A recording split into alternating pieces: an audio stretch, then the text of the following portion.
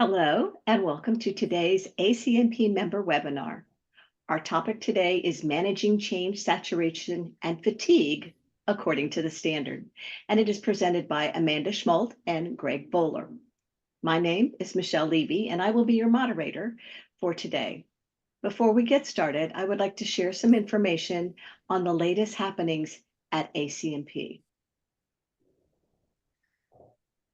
Our next educational opportunity is Global Connect 2024, which will be held virtually June 11th through 13th. ACMP's prestigious certification program has over 2,000 CCMPs, and now is time to join this elite class of change management professionals and experience the opportunities the CCMP will open up for you. For more information on applying for or renewing your CCMP, please visit acmpglobal.org/CCMP. One of the most valued member benefits in our ACMP resource library is where you can access 10 years worth of member-only tools, webinars, conference presentations, and white papers. The resource library is consistently ranked as one of our top member benefits, so we hope you will take advantage of it. Our next webinar will be held on Thursday, June 27th at 6 p.m. Eastern. The topic is data-driven, data-informed. Just help me use my data. Be sure to register at the event calendar at acmpglobal.org and discover other educational opportunities that might interest you.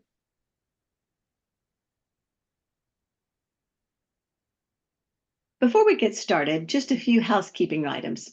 All audio lines have been muted, and this webinar will run until 1 p.m. Eastern Time today. If you have questions during the presentation, please post them in the question and answer area. Questions for the presenters will be answered during and after the presentation. And be sure to join the conversation and prompts for the speakers in chat. And now, I would like to introduce today's presenters. Amanda Schmoldt is a CCMP and has more than 2 decades of experience in organizational change management, human resources, communications, and organizational effectiveness. She has been a member of the ACMP Board of Directors since 2019, having previously held several ACMP volunteer positions. Currently, Amanda serves as Senior Director of Change and Transformation Enablement for Halo Branded Solutions.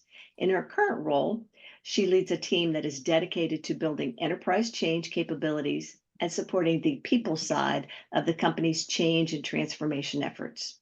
Before joining Halo, Amanda held various leadership roles at Neiman Marcus Group, USAA, Caterpillar, Archer Daniel Midland, and the state of Illinois. She lives in San Antonio, Texas. Our second speaker is Greg Voeller, a CCMP, and he has volunteered with ACMP in several capacities over the year.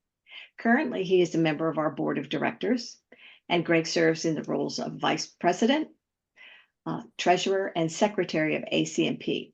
He was a member of the Standard Work Group, which originated the standard of change management in 2014.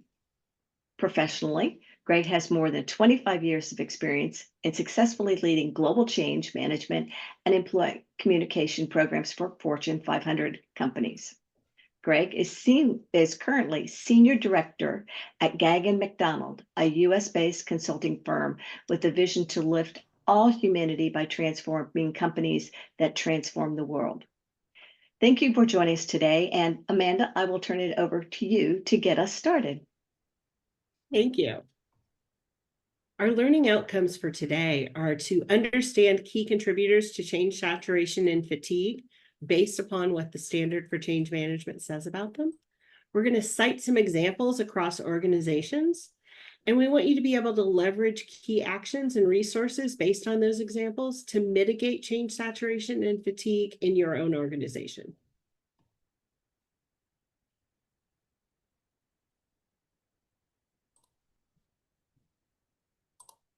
All right, so thank you, Amanda, and hi, everyone. It's so great to be with you and excited to share this with you. And as stated in our title, this is very much rooted in the ACMP standard. So just to provide that helpful starting point, we wanted to bring, the 5 process groups here to the surface for a focus here, because what Amanda and I will be doing is, in the examples that we share, in the discussions that we have, and then in the guidance that we provide, we are going to be rooting them in connecting them with the standard. And so that is our basis. And just as a reminder, the standard is available off the ACMP website. It's available now in 9 languages, again, to serve the needs of change professionals around the world. And for those of you if the standard is new to you, again, in general, it provides generally accepted practices in change management. And it's one of our foundational elements for the certification, the CCMP, that both Amanda and I are proud to be then as well too. Now, just another piece of basis here as well too, because really now as we start diving into this topic of both change saturation and change fatigue, we wanted to, start to even catalog, if you will, and reference what the standard says, about these particular topics as well too. And so in the definition phase in 3.7 of the standard document, it's when change saturation is defined as when the amount of change occurring in an organization is more than can be effectively handled by those affected by the change. And again, we just want to be grounded here in some of these descriptions. 4.5, when we start getting into the process group specifically, it's about at an organization level, change management efforts assess and understand in organizations, and one of the subcomponents there is the prioritization of change initiatives in an effort to monitor fatigue and saturation. And then I think, as all of us would agree, is when we assess organizational readiness, is that fatigue and saturation have to be top of mind, even more so in today's dynamically changing world. And then also to how that comes through in the various deliverables. And one of them that we cite here is the communication plan, and how communication, along with other experiential plans and moving those forward, how those are critical to having a focus and an impact around change saturation and mitigating change fatigue as well too.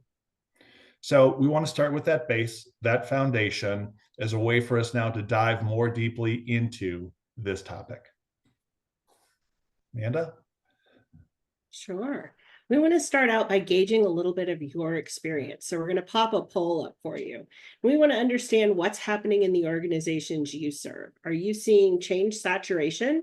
That's lots and lots of change, but little or no change fatigue at the pace of change. Are you seeing change fatigue, a fast pace of change that's driven by factors other than saturation? Or are you seeing both the saturation and the fatigue? That's lots of change at a quick pace. So team, as you go ahead and plot that, it'll take a little bit of a delay here for Amanda and I to see the results. But I bet, Amanda, I wonder which one will be the most highly responded to. What do you think? Well, hosts and panelists can't vote, but I know if I could vote, I would be checking both change saturation and change fatigue at my organization. But I don't want to sway the vote, but I'm kind of there with you then as well too, for sure. All right. Hey, everybody's there with me. 87% of you are seeing both change saturation and fatigue at your organizations. 10% are seeing the fatigue, a fast pace of change, and 3% are seeing the saturation, a lot of change, but not necessarily at a fast pace. So that's good for us to know. Greg and I can kind of gauge our comments around that as we move forward. But let's talk a little bit more in detail. In what ways are you seeing that change? Or what ways do you think change saturation and change fatigue differ in your organizations? Go ahead and put some comments in chat for us. And Michelle, if you can help us out and pick a few of those that we can talk about, that would be great. And Amanda, right from the get-go, I'm seeing Christy has a question that would be great for us it's a great starting point. Christy's asking, curious how you handle a situation where you alert executives about change, saturation, fatigue, and they go, Good point, great point, but there's nothing we can do. All the projects need to happen now. Wow, that happens all the time, doesn't it? And so let's talk a little bit about that as you also think about how you might respond to this question. One starting response I'll have, and then Amanda, some of your thoughts too. And again, I want to think about how we frame that back to the standard. One of the experiences I had, comparable, Christy, to what you're asking, very much brought to light the need to evaluate change impact. And for an organization that I served, we had way too many projects within the overall portfolio that and it was over 1,000. I could just say it that way, but that a good super majority of them were all going to be landing at a single stakeholder's doorstep, literally. And in many ways, that was just, first of all, mind-blowing.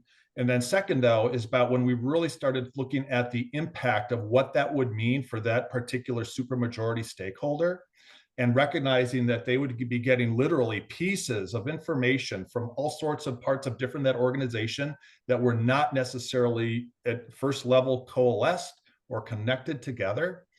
We could start seeing what was the impact then on the stakeholder. What did they do with that information? Were they negatively biased then because of just the total amount of it? And what we asked them to was, what does this mean for your energy? And what will you do as a result of all of this? So what we did with all of that data is we put that into an impact assessment, in which we took forward back to that executive team. And along with a recommendation of what we can bundle, what we can delay, and potentially, frankly, based on some of that data too, even though you're asking everything's got to move forward, we learned some things that maybe showed that actually some of those projects weren't quite as important and valuable as the organization thought as well too. And so that was a great way of sort of how you evaluate the change impact around all of that. Amanda, do you want to go ahead? Steal the thunder too far from later in our presentation, but we're going to talk a little bit about what you do with that data and what are the different approaches you can take when you have that. But just as a little preview, one of the things I say to my leaders when I get that is, if we have to move forward and we have to do all these things at once, the very least we can do is build a better change plan around it. And that's when we get to show the magic behind what we do. I'm seeing lots of great comments here in chat. I have to say one of my favorites is from my friend Troy.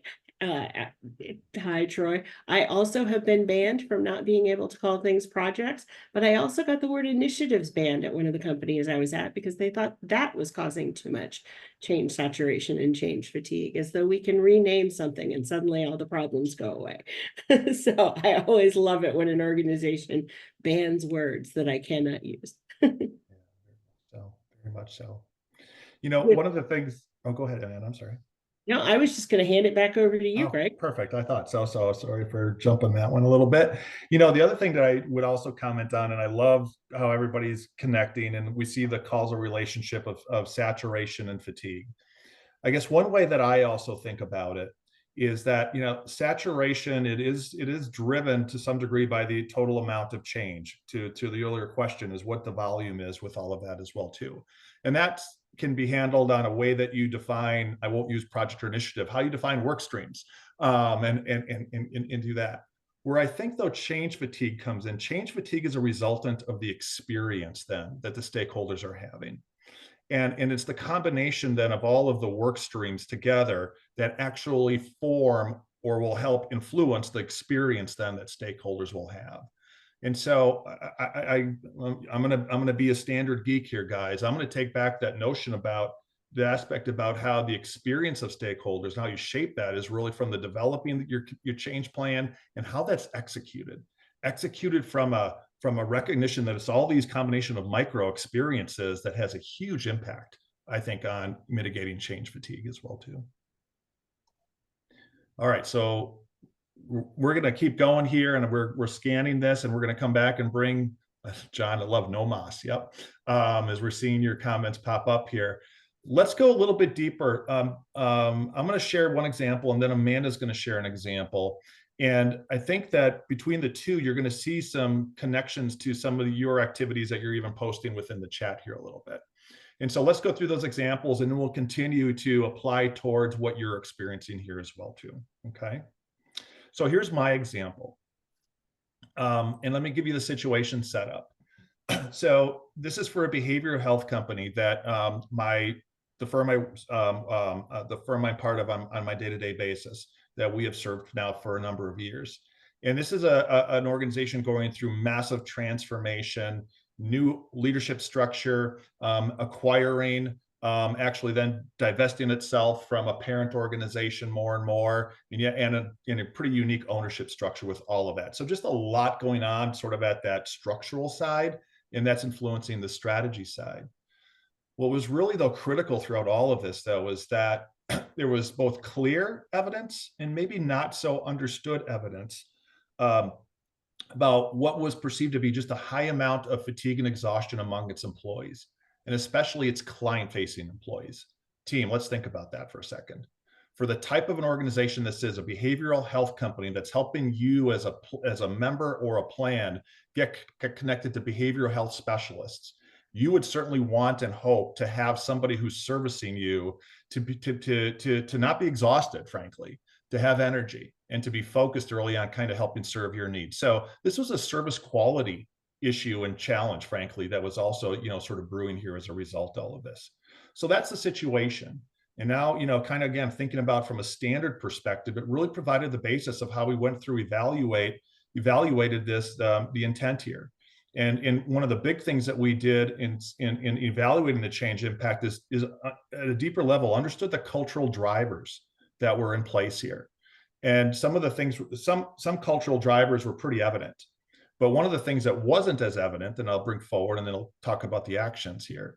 But one of the things that wasn't as evident was the amount of the lack of coordination, if you will, in its portfolio planning, because there was so much, too much redundancy of happening in various parts of the organization. Left hand, right hand were not connected at all.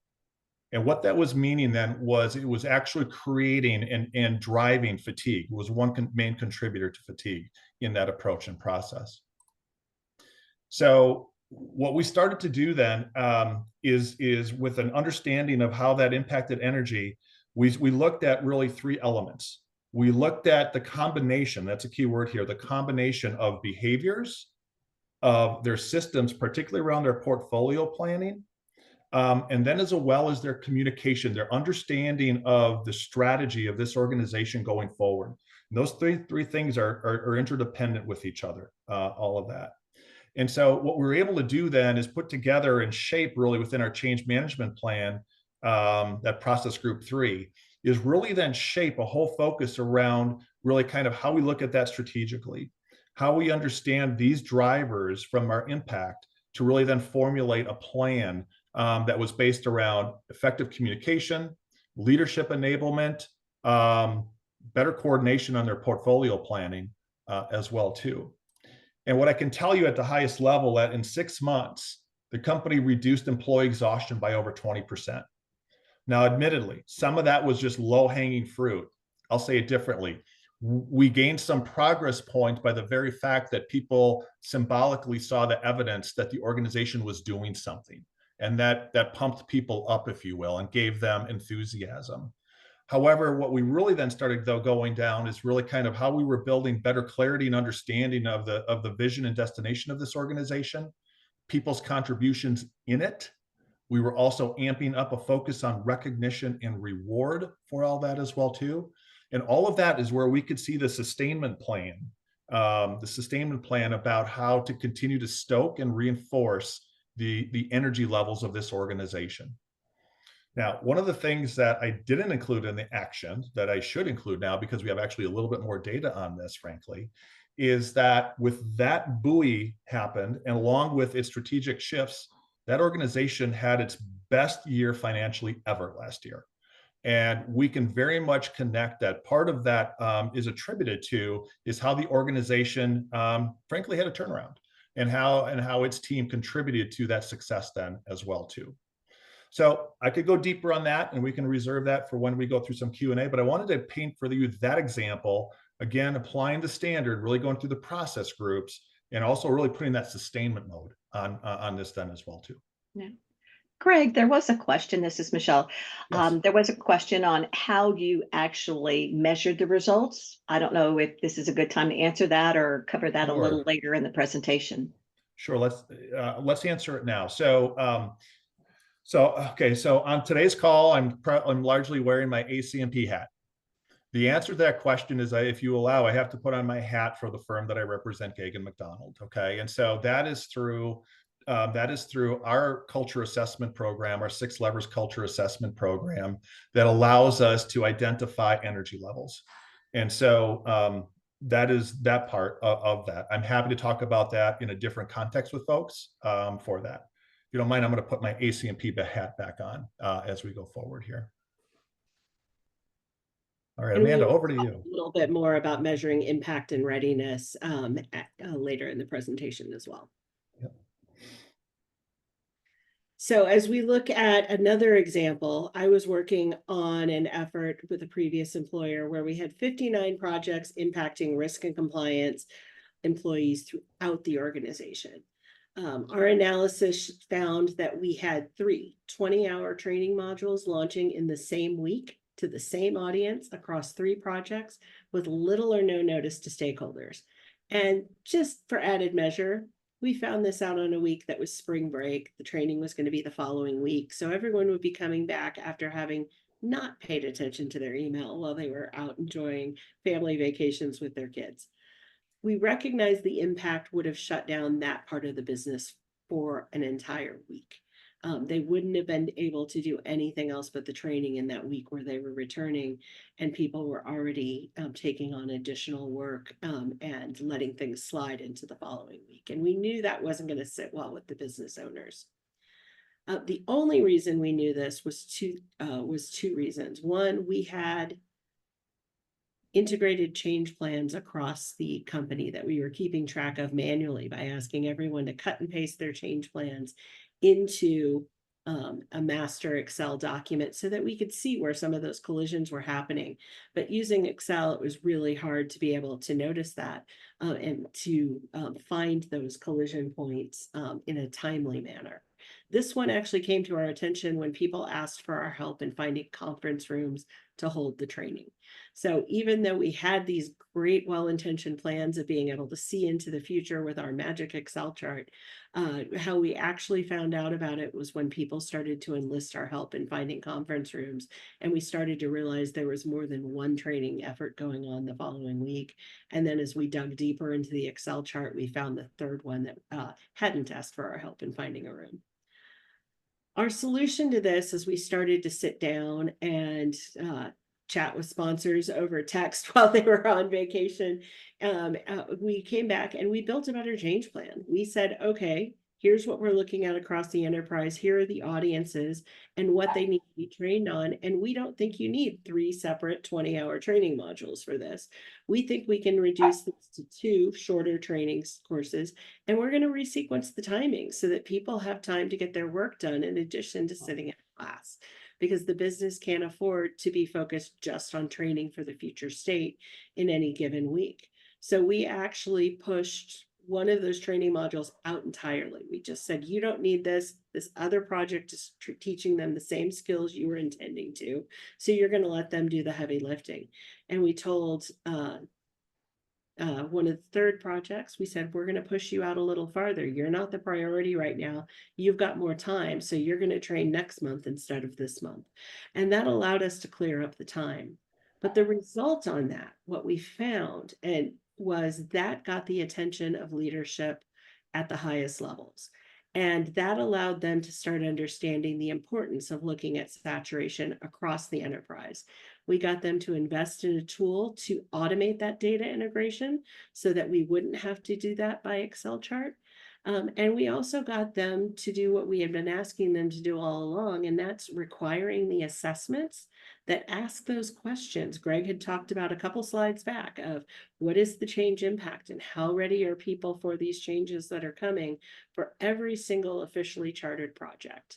Additionally, they were requiring to then enter the change plans and the timing of those tactics for every project so that we could better see those integrations in a very automated way. So rather than the volunteers who put them into our magic Excel chart pre saturation event, we now had every project in the company that was being required to do that so that we were able to see the results. I love the questions that are coming through in chat. You don't want me to share the magic spreadsheet, but I can tell you the tool we were using was Change Analytics. And there's several tools actually within the ACMP family of providers that do the same thing. So there are several tools out there. I can share you a version of the scary spreadsheet, but I won't share the truly scary one with the 59 projects in it. But the point of this was, and the eye-opening event, and I've since used this same approach to change saturation at 2 employers after we found this particular example. We were able to take just the same data that people were using to create their change plans to address change today. We didn't have to start any new data collection efforts. We didn't have to start any new polling. We used the same assessments that our change practitioners were already using. We took the data that we had from those, and we were able to use that to monitor saturation, to identify these types of collision events, and then to resequence the efforts to build a better change plan or to reprioritize going forward. And that's a really easy way to take what the standard says about change saturation and fatigue and to apply it with the tools we're already using to manage change today.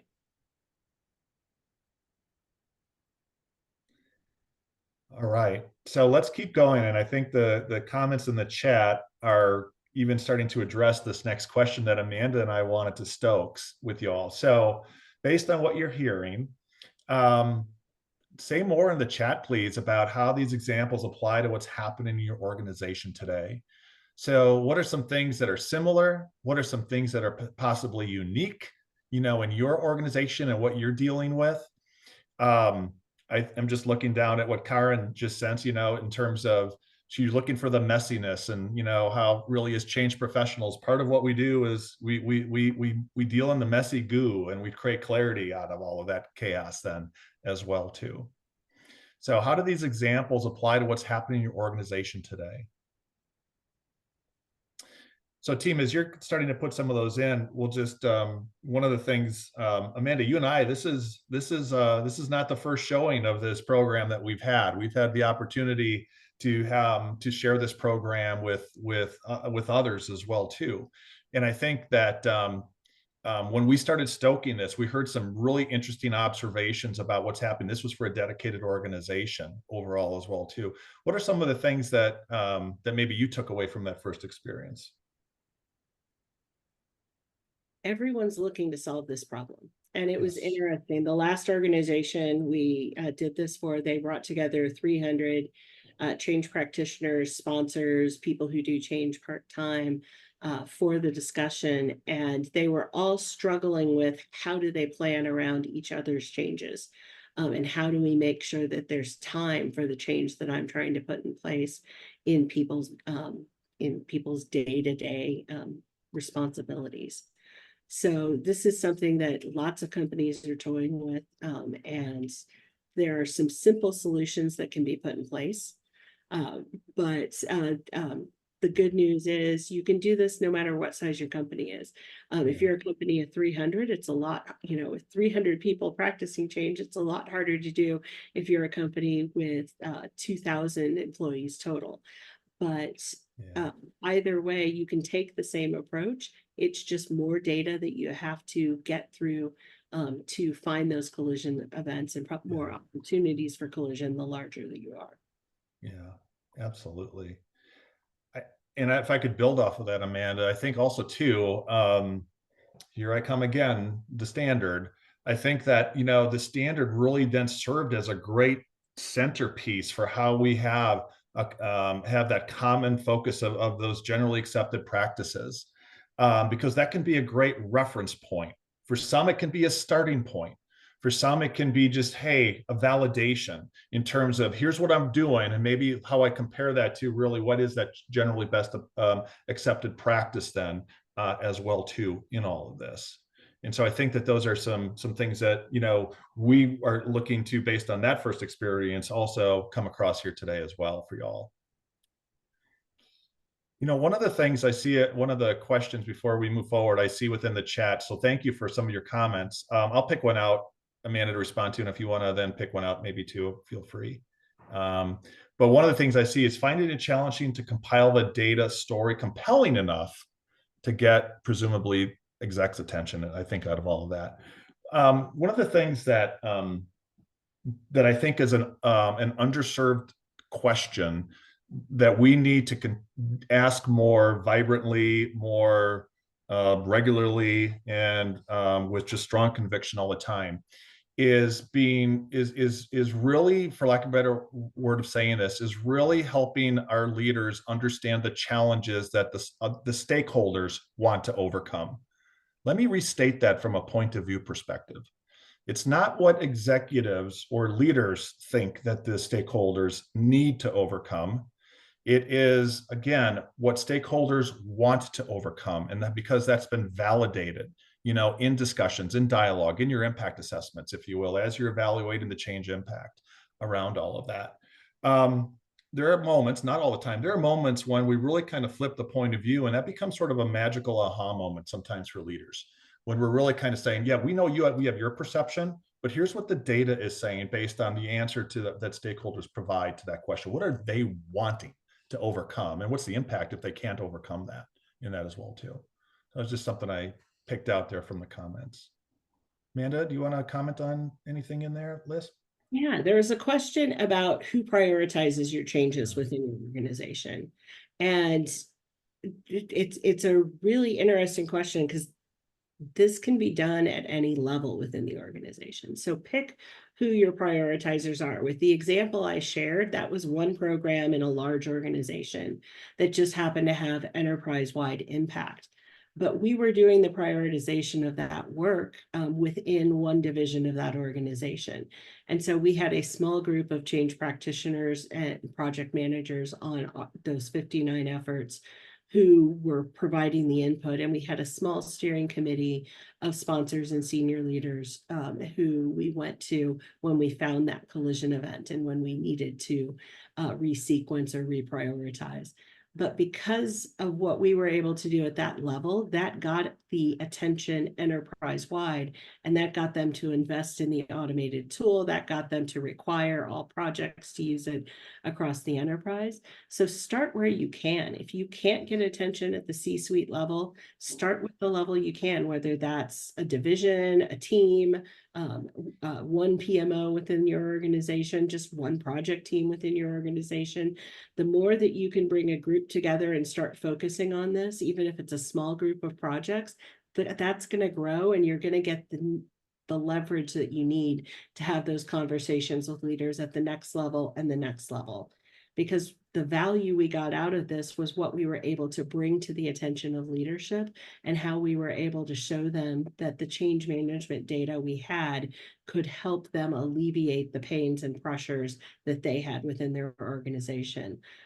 Most notably, in the example I shared, was that the actual act of changing itself was taking people away from focusing on the day-to-day business. So if we could give them a tool to measure and level that out and say, we're not going to take more than 16 hours of your employees' time per week to get ready for this new change, or 8 hours, or wherever we set that threshold with them, then they were willing to carve out that much time. And we had to recalibrate our change plans to keep it at that pace. So wherever you can find that sponsorship and wherever you can have those conversations, start having them. It will grow naturally from there. And I'm seeing lots of great questions. Yeah, I know. Before we get to the next few slides, before we get to open questions. Why don't we do that? I think this is going to give you a glimpse of the scary spreadsheet on the next slide. Well, Amanda, why don't you talk about that? I mean, you're really the owner of that, so go ahead, please. What you see here is 3 levels of data, and this is what we looked at in the example that I shared earlier. And if you recall back to that slide, it said when you look at change saturation, you need to look at the impact and the readiness. And we actually broke the impact down even into a further level. So we had change impact at the organizational level. We had change readiness at the organizational level, but we broke down that audience impact by various stakeholder groups. So we could see when there was one stakeholder group or another that was more in danger of moving forward. And we put that into a red, yellow, green matrix. The conversations we had about this with our sponsors is don't be scared of red impact. That's just what you're doing to your people. The red impact or the yellow impact is the size of your change. And unless you change your scope, we're not going to change the impact. And in most cases, you don't want to change the scope of what you're doing. We're like, readiness is the lever. That's where change management can help. Our goal is to take you from red to green on change readiness with these mitigation tactics that we're putting in place based on the impact change risk that's out there. So we were able to have those conversations, but we were also able to put this against dates. And we were able to say, okay, over the next 6 months, here's the impact on these stakeholder groups. You can see in the example here, stakeholder group B has a lot more impact than stakeholder group A. So we talked about what we needed to do specifically to address stakeholder B in that point. We also said Project F is driving hot on everyone. So that one is going to be the one that's going to drive the most anxiety throughout our organization, both in terms of impact and readiness. But you can see if we can speed up B and C, there people are almost ready for those. And the impact is lesser, we might be able to even that out. So it gave us a lot of data and leverage to know how we could pull the levers at our disposal to move forward. And we'll talk a little bit more about those levers and what to do with them in the previous slides. But our first step in this journey of addressing saturation and fatigue was simply to gather the data. And we used that with the impact assessments and readiness assessments we were already doing as part of our change plans. And I'll start it, Amanda, then I'll quickly hand over to you on this one. Just the whole notion too, again, this whole, what do you do with that? And I see so many comments and questions that are coming forward here around, it's one thing to gather the data, and then how do you turn that into that compelling story? Well, I think part of what we want to start to share with you right here on this slide is really the depth of that data and how you turn that into really your change story. One of the things that I have done with, I think, a good deal of success is take from one of the programs that General Electric has put forward, their change acceleration program. And one of the most elegant models that they have, and it's real simple, is when you talk about the results that you're looking to attain are a factor of 2 items. It's the quality of the solution and all the investment that you put into that, factored by or multiplied by the acceptance and the adoption of that solution. And so all of this data, if it can go into that outcomes-based story of the results that are impacted, and then working through these groups here, your leadership steering committees, your sponsor stakeholder meetings, your change community, all elements, again, related back to process group 2 and 3 of the standard here as you go forward as well too. Mandy, do you want to take this and then you can go right into the next slide, please, then, just as I'm looking at time? Absolutely. Anything else you want to say on this?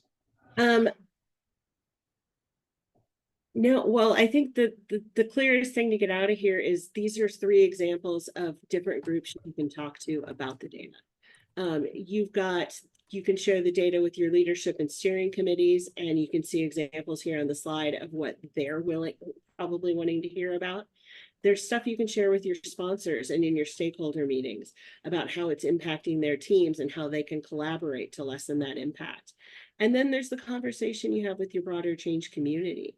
And that's really where you're discussing opportunities about how you can work together to influence and lessen the impact across your projects.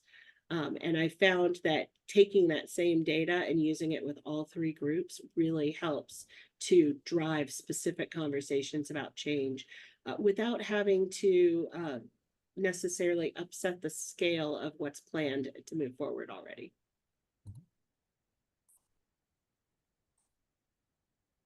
And Amanda, do you want to take this then too, please? Absolutely. When you talk about activating and reactivating, so we've got the data, we're having these conversations. Now, what are the decisions we can make about it? And this goes back to that question at the beginning of the session is, what do you do if they say, I accept all of this risk. I understand we've got saturation. I understand we've got fatigue, but we need to move forward. And so there's three levers that we can pull. The first one is integration, and that can take many forms. It can take us together working with our fellow change practitioners within the organization to integrate our change plans, to build that better plan that addresses this is the world, the deck of cards we've been dealt. This is how we need to play them, and this is how we need to move forward so that we've got a plan that takes into account the risk of saturation and fatigue. Now, if we've got the ability to resequence, as change practitioners, we may be able to control resequencing at the tactic level on our own and planning and scheduling things around those collision points and saturation points to ease the impact on the audience. Or we may be able to work with our sponsors in those conversations that we're having at that level to resequence exactly when those impacts are taking place. In some cases, to bundle the release dates so that you're pulling off that Band-Aid at one point in time, or in other cases to plan around each other so everyone has their space to grow. But at the end of the day, this is the last lever you have to pull is the one that senior leadership needs to pull, and that's the reprioritization. Do we slow down entire projects or speed up entire projects or stop projects in order to reduce the saturation? And I have seen leaders pull this lever when presented with this data. It's rare. Sometimes you have to move forward and do the things you're doing. You know, in the example that I talked about, it was risk and compliance. You don't slow down or stop efforts that are around risk and compliance. You don't slow down or stop efforts that are around people's health and welfare. You move forward and you pull them in place the best you can. But there are other reasons where you may say, you know what, I know this process improvement was going to help, but I think we can, I think we need to prioritize the impact that we're having, and we'll have that improvement the following quarter rather than this quarter. And I saw leaders make that decision and decide to push things out and to weigh those balances. It's rare because many times the planning that's gone into the schedule that they have has prioritized the things that are must-haves, not necessarily the things that are nice-to-haves. But when they recognize and they see, I've even had people stand up and say, you know what, let me push my project out. I want the project this other guy has, and I need it to be more successful first. And when you start seeing sponsors take accountability that way, and they start standing up and saying, you know what, I'd rather wait with mine to let someone else go first, then you know you've got the leaders thinking like true change practitioners, that they are the change leaders that we all want. It's rare, but I promise you they are out there. That's awesome. So team, we're going to just go into a couple of just final comments for wrap up and some guidance, and then absolutely we want to engage you in dialogue and a discussion here. So just as a couple of wrap up comments, you know, you've heard this as a constant theme. Look at that data, really dig deep around the impact and readiness to shape that story, the collective impact, and take action. Refer to the standard and other ACMP resources, and in a moment we'll talk to you about those other available resources as well too. And connect with us on ACMP Connect and online, just to continue this conversation, continue the learnings, continue the applications then as well too. And I'm just going to keep going here too. So one comment I want to make before I just go through the resource list here is that with what Amanda and I have shared with you, you know, all of this is connected to the standard. We're also very excited about the activity taking place right now to adapt the standard. And just a huge shout out to a number of folks out in the community right now that are contributing to that. And so we're excited that while our current generally best accepted practices are serving us well, we recognize the opportunity to adapt that and the need to adapt that. And so here over the next 12 months, you're going to start seeing those more and more come through in the standard. However, what's most important is how we apply that. And we hope that you got from today is the application opportunities are abundant. And again, whether you use the standard as your starting point, reference, as a validating tool. It serves all of those purposes in that approach and process then as well too. We have so many different resources beyond just these webinars and education. ACMP Connect. Amanda and I are out there. Amanda admittedly is out there much more than I, but we're out there. And so we're available that way to connect with you, as are other experts. The resource library that Michelle mentioned earlier. Exploring the CCMP. I mean, that's another way of applying this and learning from other CCMPs within this as well too. QEP courses, I think I could gather a little bit from some of the folks who are providing comments. We have some QEPs out there, so thank you for all of that. And then Global Connect coming up here in just a few months here in early June, where there will be more opportunities, and we're going to also have even deeper focus on the standard then as well too. Amanda, final comments from you before we turn over to a question set. No, I just want to add, I see Karen's already talking about starting that conversation out there on ACMP Connect. So we'll definitely be up there to answer some additional questions. Awesome. All right, so we will stop sharing and then we will open up for conversation.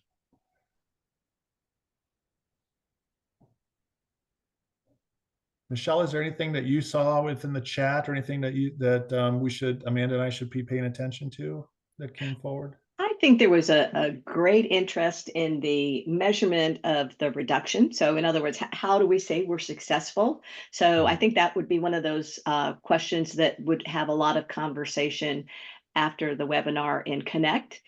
So that was one of those. And Catherine made a very good comment also. She said, naming the condition is a great way to begin mitigating its effects. And we wondered if you could elaborate on some of the ways you communicate so that you're naming it so that you can take action on it. Could you provide some more details? Well, I'll start. The very fact that you heard me in my example earlier, I used the word exhaustion. That was sort of a what is the right word? It was a catalytic word for how we portrayed that impact at a very human level, a very emotional level for that organization that I was referencing earlier. And so to the point about naming it and then claiming it, if you will, around that condition, just that fact, if we would equate, again, that organization provides behavioral health services and exhaustion, and just in recognizing that that's not a condition that is there. I think that's just sort of it was a very intentional way that we look to make an impact. We could have just said, hey, people tired and stuff like that, but we really shaped that notion, I guess, around exhaustion in a very intentional way. The other example that I will just briefly talk about is that a lot of times I'll hear leaders talk about, hey, within this whole saturation, our goal is just how do we keep people engaged? Makes complete sense, and understandably so. But I also ask that leader, it's important for you to feel that they're engaged, and I would want you also to recognize that the people that you're looking to impact, they actually just want to be professionally fulfilled. And so to think about it from their perspective, because engagement is not their goal, that's the organization's goal. The employee or the contributor, who's ever part of the organization, their goal is somehow some level of fulfillment, some level of professional fulfillment. And when you start sort of thinking about that 360 view, it allows you to think about what really is in that environment to help you really kind of reshape, reform the condition as well too. So those are a couple of things that came to my mind. I don't know, Amanda, if you have additional thoughts there. Yeah, I would add, part of what I do is trying to paint the picture for leadership so that they understand what is happening. And I think a lot of times what leaders tend to miss is the fact that it's not just about the next go live date for a project. There is readiness up front in advance of a change, and there's a tail on the back as people are starting to sustain the change that you need to manage for. So I try to show them a 6-month block of everything that's happening. And that's when they start to realize it's not just the one that's going live in that month, it's the one that went live the 3 months before and the projects that are going live in the 3 months ahead that we need to look at the overall impact on and that we need to see. And looking at how to measure that we're closing that gap is how I use that readiness conversation. We started out last month and we were red. This month we've moved some of those projects to green, but we've had new ones add into our 6-month window now that are brand new that are still red. So we're constantly chasing that go to green and helping them understand that we're not giving the employees time to breathe. Because once you get past one project, the next one's coming up. And while that particular sponsor may not be impacted by it, and their part of the org might not be, another part of the org is. And so you've got to balance out and kind of see that picture across the board. Those are some good insights. There was one question that was from the beginning of the conversation, and it was, is fatigue just at the personal level, or is it a group issue? And obviously, all of us deal with it at a personal level. So could you elaborate a little bit more on some of the things either that you've done to manage fatigue for yourself, or that you've helped others to manage their fatigue?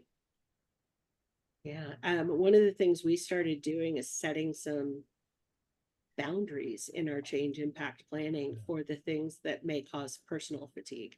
So looking at the times when people are going to be on vacation because kids are out of school. That's not an organizational problem, but that's a personal problem. And they're probably figuring out daycare and everything else and taking time off to take care of them in some cases, planning family vacations. So worrying about the time around those spots throughout the year where you're not going to have the attention of the employees because their personal life is winning the war against the professional life. And making sure that we're doing less during those times to drive change and trying to find the windows where it isn't the business as usual that's driving the fatigue or the personal life that's driving the fatigue, and there's room for changes above the normal workload.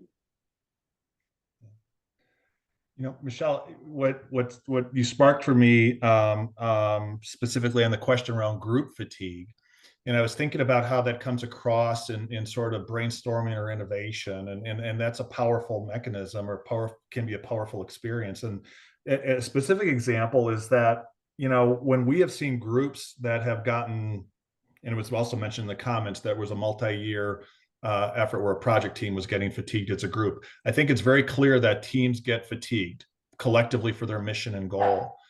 A couple of the tactics, or one tactic that we've deployed, is just how do we really, you know, use anything from practicing improv techniques and accepting the yes, you know, and building on what others then, so that we can move outside boundaries, like Amanda was saying, but to really kind of, you know, fuel energy and make that a really committed discipline around collaboration, around ideation, around co-creation, you know, within that as well too. And we see those can be sparks, you know, sparks of not just in the moment energy, but also giving renewed enthusiasm then, if you will, for going forward then as well too. Mm-hmm.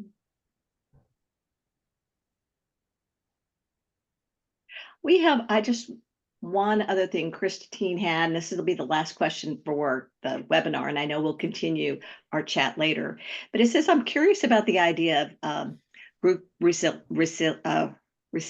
I can't pronounce the word, forgive me. And can we build it by doing better over and over? Or is there other ways to build that? I think you, Greg, addressed some of that question, but was there any other comment on that? Well, yeah, I'll start, you know, and I think and I see that resiliency for those of you that had the opportunity to be in Change San Diego. Eric Dominguez, one of our keynote speakers, I love the relationship that he formed together of resiliency with tenacity. And part of, I think, what's rooted in that is clarity around focus, and clarity in terms of what you're going to do and what you're not going to do in that regard. So I think one way that we build resiliency is by continuing to build, is holding ourselves accountable to build clarity out of the chaos, if you will, and recognizing that, you know, we're kind of saying a thread throughout here. What are we no longer doing? What are we pushing away and we are no longer doing it and not allowing that to seep back into, our discourse? So I just, those are some of the things that came to mind around that. Mhm. Great comments. We have reached the end of our webinar today, and I wanted to thank everyone for participating in the webinar, and especially would like to thank you, Amanda and Greg, for the wonderful presentation and for the participants really being interactive. We could see through your comments that this topic is very important to everybody on the call. Immediately following the webinar, the feedback survey will pop up. And we ask everybody to please take a few moments to complete our survey, as your feedback helps us shape future webinars. Also, at the webinar today, the topic of how to use data to effectively communicate weaved throughout the presentation, be it effectively using data to present the change story to our sponsors or providing insights into change saturation and change fatigue. And that's a great lead into our next webinar on Thursday, June 27th at 6 p.m. Eastern. And the topic on that is data-driven, data-informed. Just help me use my data. So we encourage you to register for the next webinar at our event calendar at acmpglobal.org. Also, don't forget to join the webinar exchange community, because I think there's a lot of conversation and questions that we haven't had a chance to answer today. So we ask you to continue that conversation and engage with our speaker and the fellow participants on the call. This recording will be available next week in the webinar section of the ACMP Resource Library, located on the ACMP website at acmpglobal.org. If you already have your CCMP, remember that by attending webinars, you can earn PDUs towards maintaining your CCMP. So record your hours today. And again, thank you to our wonderful speakers and to all of you for participating. Have a great day.